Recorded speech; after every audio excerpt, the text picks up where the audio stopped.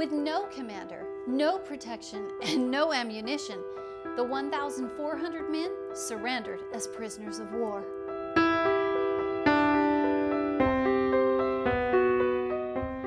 Francis Lewis. Francis Lewis. Francis Lewis. Francis Lewis was born in 1713 in Llandaff, Wales, to a loving family. When Francis was about 4 or 5 years old, both of his parents died, leaving him an orphan. Fortunately, he was left in the care of his aunt, who made sure he had a good education. After graduating from Westminster, Francis worked in the counting room of a merchant in London. Since he ultimately wanted to go into business for himself, Francis learned everything that he could and eventually was able to become a merchant himself. After inheriting some property from his family's estate at the age of 21, Francis sailed for New York, arriving in 1735, and set up his business with the help of Edward Annesley, who he had previously done business with. After a few years, Francis married Edward's sister, Elizabeth Annesley, in 1745, and the pair would go on to have 7 children together. However, only 3 survived to adulthood. Francis was an excellent merchant. He was an agent for supplying British troops during the French or Canadian War. Francis was there when British Colonel Mercy was attacked by more than 5,000 Europeans, Canadians, and Indians on August 10th. 3 days later, Colonel Mercy was killed while standing right next to Mr. Lewis. Well, with no commander, no protection, and no ammunition, the 1,400 men surrendered as prisoners of war. Upon surrendering, they were promised kind treatment. Well, that didn't happen. The Indians selected about 30 prisoners and were allowed to do whatever they wanted with them. Mr. Lewis was one of those 30 people.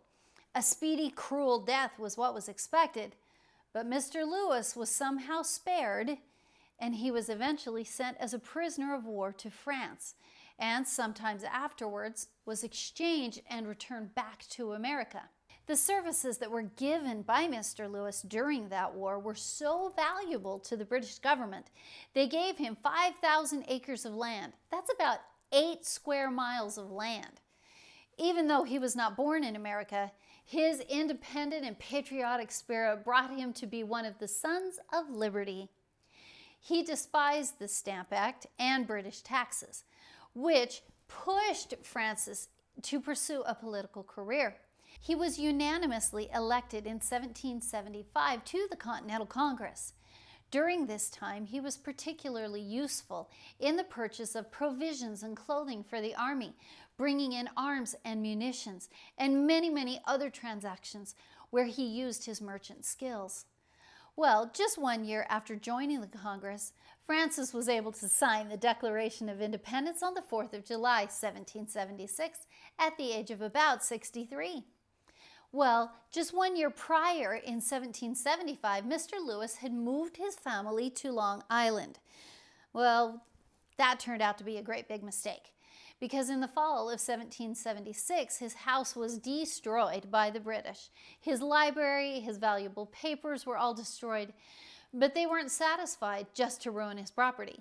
They wanted revenge for his signature on the Declaration of Independence. His wife Elizabeth fell prisoner to them for several months.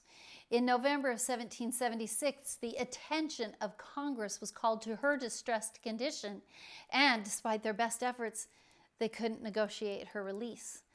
But through the influence of George Washington, Mrs. Lewis was eventually released. But the injuries she sustained during her imprisonment caused her death in 1778.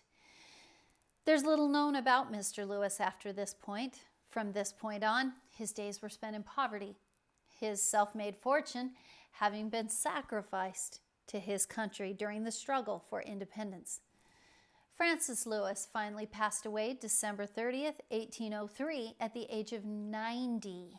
Reverend Charles Augustus Goodrich writes of him, Mr. Lewis was distinguished for a becoming zeal in the cause of liberty, tempered by the influence of a correct judgment and a cautious prudence.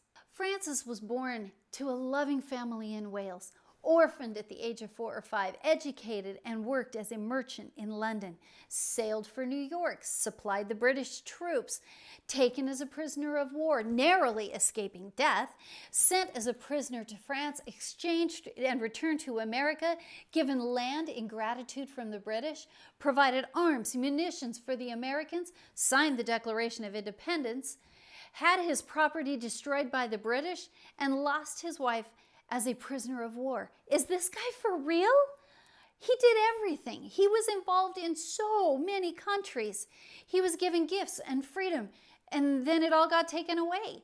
Plus, he lived to the age of 90. He's amazing.